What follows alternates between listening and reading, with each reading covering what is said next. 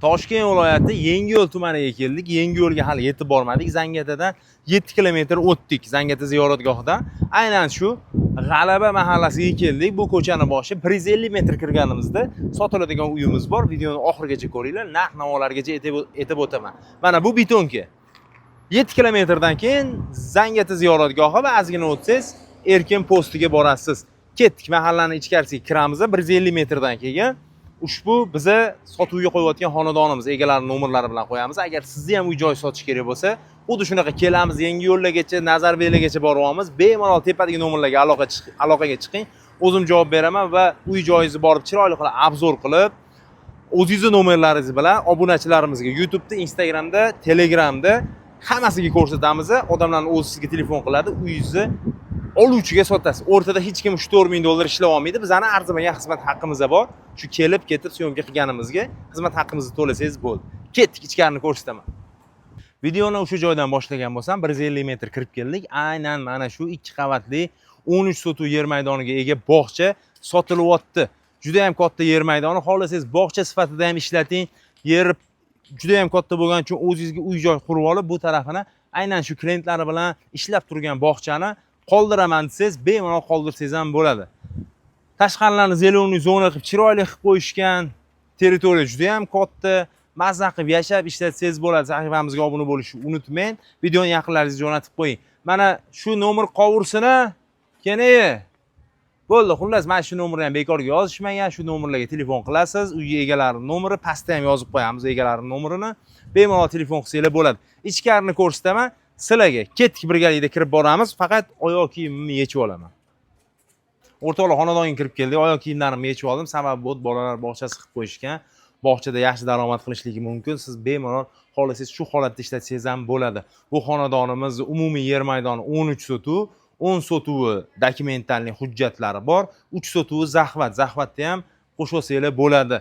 Juda ham yer maydoni katta.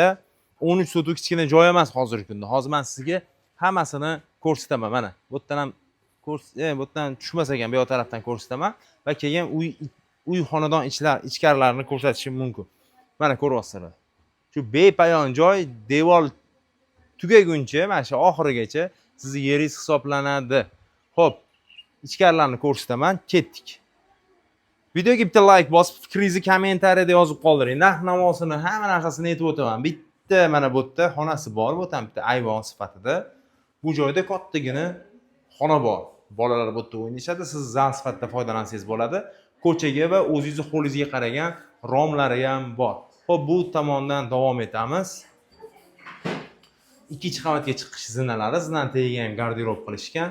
Bu tarafda sanuzel joylashgan. Bu yerda yana bitta xonasi bor. Bu yerda hozir sklad sifatida foydalanishyapti demak. Bu tarafda hozir ayollar bor, shuning uchun u tarafga o'tmaymiz. U yerda ham ikkita xonasi bor, adashmasam. Bu yopiq ekan. Xo'p, ketdik. Tepaga chiqamiz. Tepada davom ettiramiz. Yuringlar. Mana ikkinchi qavatga ham chiqib oldik. Ikkinchi qavatda ham bolalar bog'chasi bo'lgani uchun shunaqa bezatib qo'yishgan. Bu yerda ham 4 ta 5 ta xonasi bor. Xo'p, bu yerda mana bitta xonasi bor. Remontlarni o'zingizga yashashga moslab olishingiz mumkin. Xohlasangiz bog'cha holatida ham qolsa bo'ladi. Bu yerda yana bitta va ichkari tarafida ikkita xonasi bor. Har birini sizga alohida ko'rsatib o'tirmaymiz, chunki qulf ekan. Kelib o'zingiz bemalol ko'rib olsangiz bo'ladi. Bu yerda mana yana ikkita xonasi bor. Xuddi shunaqa. Mana ikkita xonasi bor. O'zingizning hovlingizga qaragan deraza romlari bor, havo aylanishlari yaxshi. Xo'p, davom etamiz. Bu tarafda yana bitta xonasi bor. Mana mebellarigacha ko'rdinglar. Qo'yib qo'yishgan, endi buni o'zingiz joylashtirib olsangiz bo'ladi. Xohlasangiz mebellarni tashlab ketishadi. Xohlasangiz mebellarini olib qolishingiz mumkin. Bu joyimizning narxini 150 ming dollar agar mebellari bilan oladigan bo'lsangiz bog'cha holatida yoki bo'lmasa o'zim shundan olaman, xohlasangiz olib keting mebellarni deydigan bo'lsangiz 145 ming dollar so'rayaptilar. Pastdagilar nomeri bemalol telefon qilib bog'lanib xarid qilishingiz mumkin. Sizni ham uy joy sotish kerak bo'lsa, tepada nomerim turibdi. Telefon qilsangiz o'zim javob beraman. Borib chiroyli qilib obzor qilib sotilishiga sababchi bo'lib qolamiz. Demak, keyingi boshpanalada ko'rishguncha sog' bo'lasizlar.